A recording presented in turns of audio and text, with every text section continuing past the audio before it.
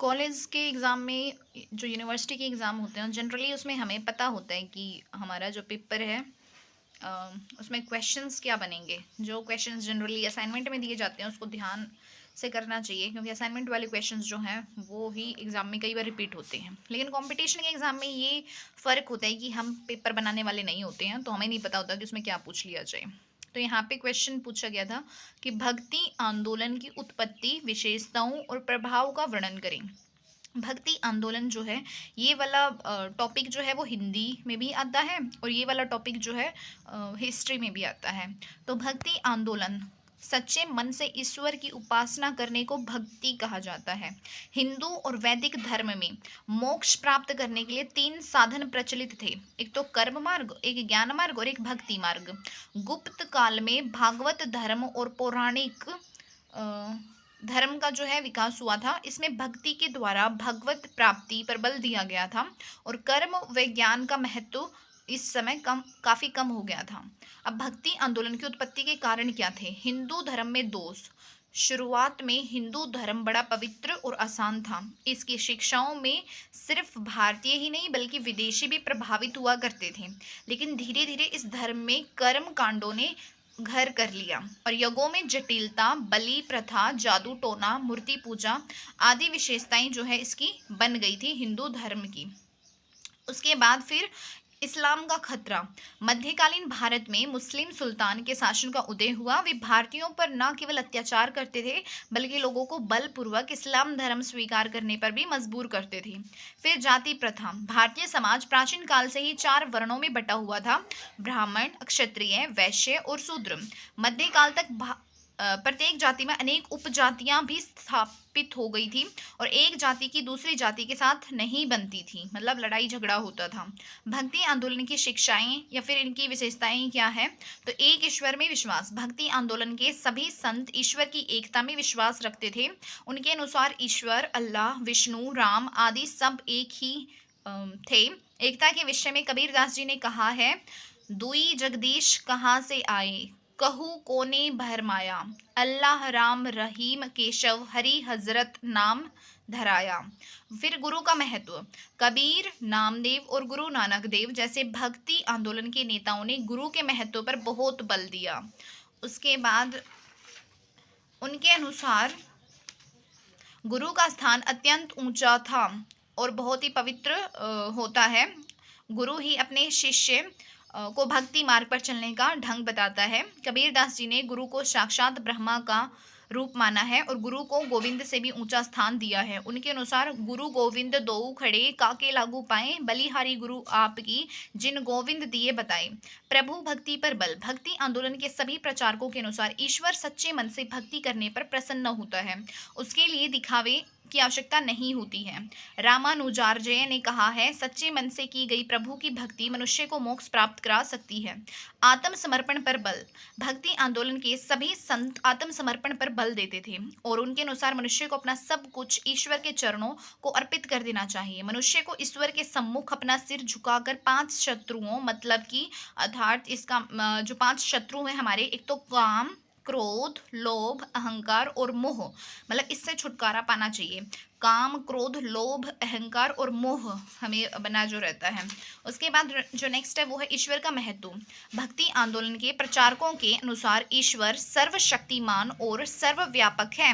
वह सृष्टि के कण कण में निवास करता है। उसे मंदिरों और मस्जिदों में ढूंढने की बजाय अपने मन में ढूंढना चाहिए।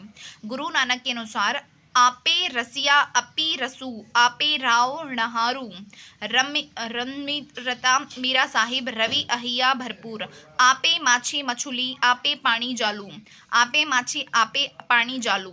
जाति प्रथा में अविश्वास। भक्ति आंदोलन के नेता जाति प्रथा में विश्वास नहीं रखते थे। उस समय भारतीय समाज में जाति प्रथा जोरों पर था और निम्न जाति के लोगों के साथ बहुत ही अमानवीय व्यवहार किया जाता था। ऐसे समय में जहां जाति प्रथा का बोलबाला था, कबीरदास, गुरु नानक जैसे संतों ने जाति प्रथा का खंडन किया था। कबीर जी ने कहा है, जाति पाति पूछे नहीं कोई, हरि को भजे सो हरि का होए। मूर्ति पूजा का विरोध। भक्ति आंदोलन के नेताओं ने मूर्ति पूजा का डटकर विरोध किया। कबीरदास जी ने कहा है, पत्थर पूजे हरि मिले तो मैं पूजूं पहाड़, ताते यह चाकी भली पीस खाए संसार। कि अगर पत्थरों को पूजने से भगवान मिलता है तो हम पहाड़ को पूजें। उससे तो अच्छा ये है कि जो चक्की जो आटा पीसती है, जिसका अन्न जो है सभी खाते हैं, उसी को पूज लेना चाहिए। निरर्थक रीति रिवाज में अविश्वास। भक्ति आंदोलन प्रचारकों ने निरर्थक रीति रिवाजों का विरोध किया था।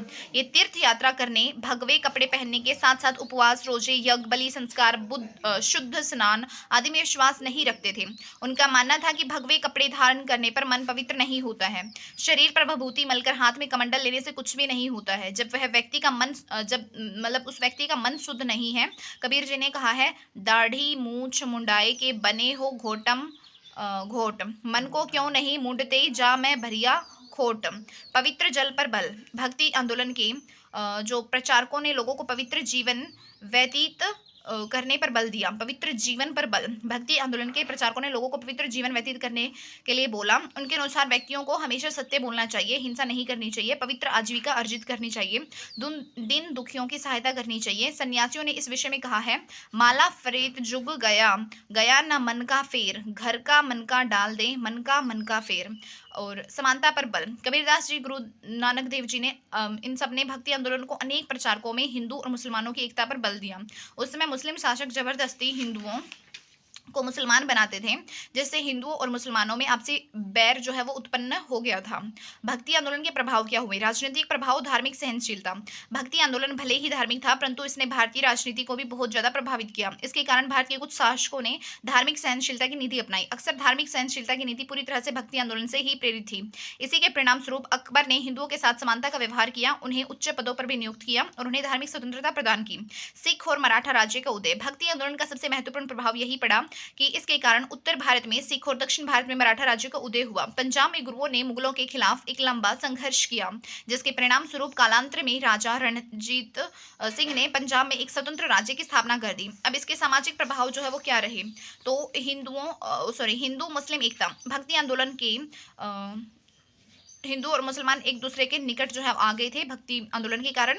भक्ति आंदोलन के नेता दोनों ही धर्मों से संबंध रखते थे। उन्होंने जाति प्रथा, मूर्ति पूजा, जादू टोना का विरोध किया, आपसी भाईचारे की भावना पर बल दिया। कबीर, फरीद और गुरु नानक जैसे भक्ति आंदोलन के प्रचारक थे। निम्न जातियों का उत्थान। भारत में प्राचीन काल से ही जाति प्रथा प्रचलित थी और मध्यकाल तक ये जाति की अनेक उपजातियां स्थापित हो गई थी। एक जाति दूसरे से घृणा करती थी। निम्न जाति के लोगों की स्थिति दयनीय थी। समाज सेवा की भावना। भक्ति आंदोलन के प्रचारकों ने लोगों की स्त्रियों, विधवाओं, संतों, गरीबों, अपाहिजों आदि की सहायता करने की शिक्षा दी थी। धार्मिक प्रभाव। हिंदू धर्म में सुधार। भक्ति आंदोलन के परिणाम हिंदू धर्म में अनेक सुधार किए गए। हिंदू धर्म में अनेक दोष प्रचलित थे, जिसके परिणाम स्वरूप हिंदू धर्म अपनी लोकप्रियता को खोने लगा था। विशेषकर निम्न जातियां जिनके साथ अमानवीय व्यवहार किया जाता था, उनका रुझान जो है वो इस्लाम धर्म की तरफ बढ़ने लगा था। ब्राह्मणों की प्रभुत्व में कमी। ब्राह्मण जाति प्राचीन काल से ही उच्च सामाजिक स्तर का आनंद लेते चली आ रही थी। आरंभ में ब्राह्मण एक आदर्श और पवित्र जीवन व्यतीत करते थे, लेकिन धीरे धीरे उनके जीवन में विलासिता आ गई थी। उन्होंने अधिक धन कमाने और अपनी स्वार्थ सिद्धि के लिए समाज के भोले भाले लोगों को गुमराह करना शुरू कर दिया।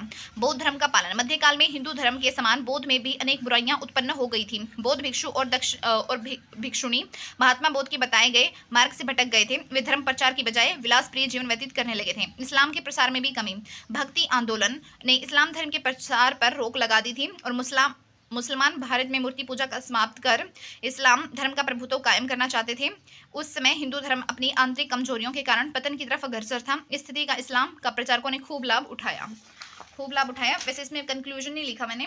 कंक्लूजन में यही है जो कि आप स्टार्टिंग वाला लिख सकते हो कि भक्ति आंदोलन क्या था। तो भक्ति आंदोलन का मतलब ये है कि सच्चे मन से ईश्वर की उपासना करने को भक्ति कहा जाता है, ना कि पाखंडों को, ठीक है। और भक्ति को जो है, भक्ति मार्ग को, भक्ति आंदोलन जो था कर्म मार्ग या तो मतलब भगवान का कर्म मार्ग के द्वारा जो है मतलब प्राप्त किया जा सकता है, या फिर ज्ञान मार्ग के द्वारा, या फिर भक्ति मार्ग पर। और मतलब इस समय जो है हिंदू और मुस्लिम अनेक जो भी मतलब ज्ञान को जो महत्व दे रहे थे, उन्होंने जो इसका प्रचार प्रसार किया, क्योंकि उस समय जो है हिंदू धर्म में काफ़ी बुराइयां वगैरह आ गई थी।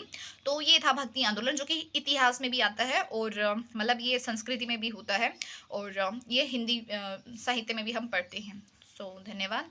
भक्ति आंदोलन का क्वेश्चन इसी तरीके से बनता है।